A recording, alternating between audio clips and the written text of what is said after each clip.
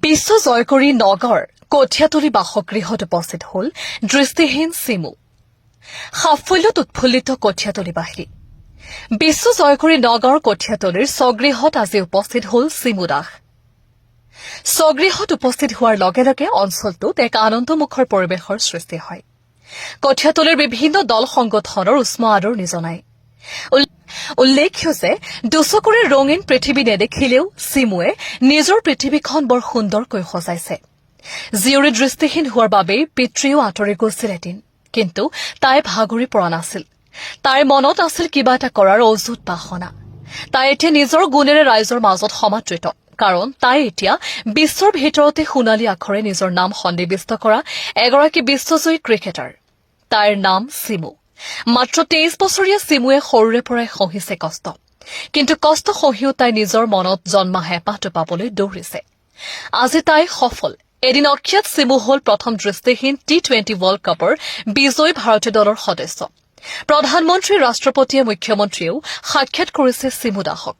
শেহতীয়াকৈ প্ৰথমবাৰৰ বাবে শ্ৰীলংকাৰ কলম্বোত অনুষ্ঠিত হোৱা দৃষ্টিহীন বিশ্বকাপ T20 ক্ৰিকেটত নেপালক হৰুৱাই ভাৰতে বিজয় সাব্যস্ত কৰে। এই বিশ্বজয়ী দলৰ সদস্য অসমৰ নগাঁও জিলাৰ কঠীয়াতলী অঞ্চলৰ চিমু দাসে অংশগ্ৰহণ কৰি দেশ, ৰাজ্য তথা অঞ্চলটোলৈ গৌৰৱ কঢ়িয়াই আনে। বিশ্বকাপ জয় কৰা ভাৰতীয় মহিলা দৃষ্টিহীন ক্ৰিকেট দলটো খেলুৱৈ চিমু দাসৰ সাফল্যত উৎফুল্লিত হৈ পৰিছে অসম তথা নগাঁও জিলাৰ লগতে কঠীয়াতলীবাসী। চিমু আমাৰ বাবে আদৰ্শ। চিমু অসমৰ গৌৰৱ, ভাৰতৰ গৌৰৱ। News desk report, B live Assam. নমস্কাৰ, মোৰ বহুত ভাল লাগিছে। মই একচুৱেলি ভবা নাছিলোঁ 2023তো বহুত হৈছে, কিন্তু মানে ইমান বাৰু ফেমাছ হোৱা নাই। কিন্তু এইবাৰ যেতিয়া আমি ৱৰ্ল্ড কাপ জিকিছোঁ আৰু বেলেগ বেলেগ ঠাইত ঘূৰিছোঁ আমি, তো সকলোৱে গম পাইছে যে আমি মানে ছোৱালী মানুহ হৈ পেলাই আৰু অন্ধ হৈ পেলাই আমি কি কৰিব নোৱাৰিম। তো সেইখিনি আমি কৰিব পাৰিছোঁ। চবৰে মানে চকু খুলি গ'ল। মোৰ বহুত ভাল লাগিছে।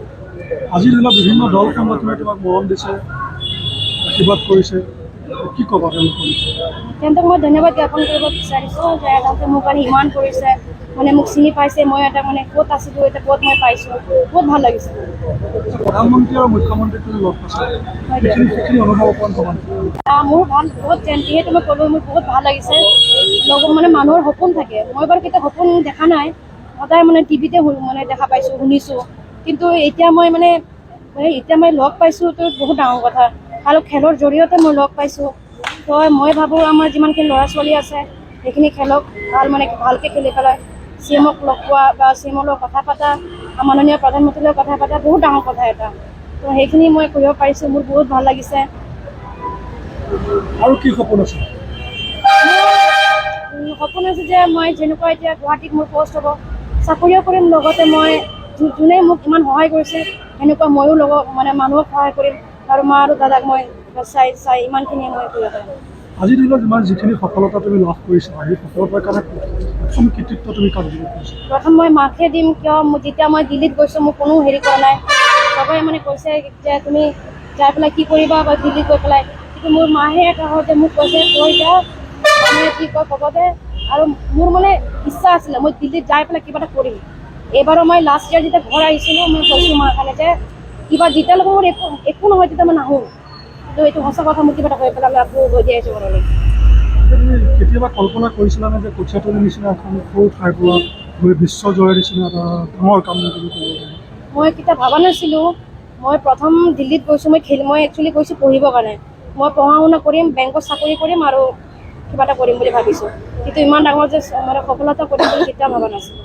এইটো চাগে মোক ভগৱানে কিবা এটা নিশ্চয় মোক কিবা এটা মিৰাকল কৰিছে মোৰ কাৰণে। যিসকল দৃষ্টিহীন যুৱক যুৱতী আছে তেওঁলোকক তুমি অনুপ্ৰেৰণা হিচাপে কি জানা? আমি কোনো দৃষ্টিহীন নহয়। যেতিয়া আমি নিজৰ মনৰ পৰা ভাবিম যে আমি দৃষ্টিহীন, তেতিয়া আমি দৃষ্টিহীনেই হৈ থাকিম। মানুহে বাৰু ক'ব যে তুমি কণা মানুহ, নিজকে কেতিয়াও তলত ভাবিব নালাগে। নিজকে সদায় ভাবিব লাগে আমি দৃষ্টিহীন নহয়, যোনে আমি নৰ্মেলি যি কৰিব পাৰে আমিও সেইটোৱে কৰিব পাৰিম। এতিয়া আমাৰ ইয়াতে বহুত ঢেৰ মানুহ আছে একো কৰিব পৰা নাই, কিন্তু আমি এইটো চকু বন্ধ কৰি কিন্তু আমি কৰিব পাৰিছোঁ। কেতিয়াও ভাবিব নালাগে আমি দৃষ্টিহীন বুলি। আমিও যেনেকুৱা দৃষ্টিহীনে চব বস্তু কৰিছে আমিও সেনেকুৱা কৰিব পাৰিম। তোমাৰ সপোনবিলাক লাহে লাহে পূৰণ হ'ব গৈ আছে, যিহেতু প্ৰধানমন্ত্ৰী নৰেন্দ্ৰ মোদী ডাঙৰীয়াও তোমাক সহায় কৰে, মুখ্যমন্ত্ৰী হিমন্ত বিশ্ব শৰ্মা ডাঙৰীয়াও 10 লাখ টকা অনুদান দিয়াৰ লগতে তোমাক এটা চাকৰি দিম বুলি কৈছে। প্ৰথম পৰিকল্পনা কি হ'ব ঘৰখনৰ? মই তেতিয়া মানে ভবা নাছিলোঁ যে অসমৰ CMO মানে ইমান ডাঙৰ মানে অন্তৰৰ মানুহ হয়। যেতিয়া দিল্লীৰ পৰা মই গুৱাহাটীলৈ আহিব আছিলোঁ, মোৰ লগৰীয়াহঁতেও মানে CMক চিনি পায়, যিহেতু মোবাইলত বা টিভিত দেখে কয় অসমৰ CM বহুত ভাল, তই যাই চাচোন এবাৰ গৈছা। তাৰপিছত মই কৈছোঁ ঠিক আছে বাৰু।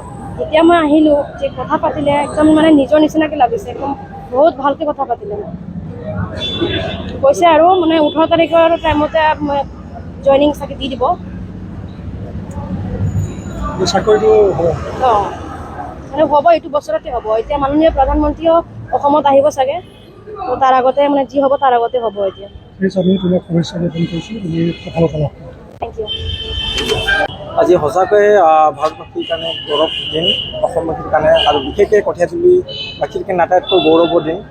কাৰণ আমাৰ সকলোৰে কইনা, কঠীয়াতলীৰ কইনা জীয়ৰী কইনা আমাৰ হিমু দাসে যিহেতু বিশ্ব world cup under twenty Hima Das under twenty blind world cup ইতিমধ্যে তেখেত জয়ী হৈ আহিছে। আৰু আহি আজি কঠীয়াতলীবাসীয়ে যেনেদৰে দলে বলে আহি বিভিন্ন দল সংগঠন আহি তেখেতক আদৰণি জনাইছে। আমি সদস্য ছাত্ৰ সন্থাৰ তৰফৰ পৰা তাইক আমি আদৰণি জনাইছোঁ। ইতিমধ্যে তাই কোৱাৰ দৰে যে অসমৰ মাননীয় মুখ্যমন্ত্ৰী ডাঙৰীয়া চাকৰি এটা দিয়াৰ কথা কৈছে, লগতে 10 লাখ টকাও তেখেতক দিয়াৰ কথাটো কৈছে। গতিকে আমি এই পদক্ষেপটো আদৰণি জনাইছোঁ। তাই আগুৱাই যাওক, কঠীয়াতলীৰ কাৰণে আকৌ তেনেকুৱা পদক বা তেনেকুৱা বিশ্বকাপ জয়ী হৈ আহক, তাৰে আমি কামনা কৰিছোঁ।